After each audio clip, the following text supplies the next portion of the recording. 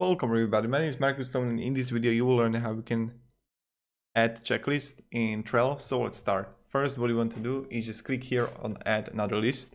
Let's write here list, and now add another card.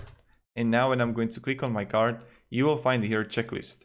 So I want to explain you something. When you click on the checklist, let's write it, I don't know, what we should do. Okay, and now we need to add items. So let's write with a 1, 2, 3, 4, 5, 6, 7. And now what I recommend, first of all, like add a due date. If it's really that you need the time to accomplish it, go like here. Okay, so now we have it. And what we should do, when I'm going to click on it, it's going to be completed.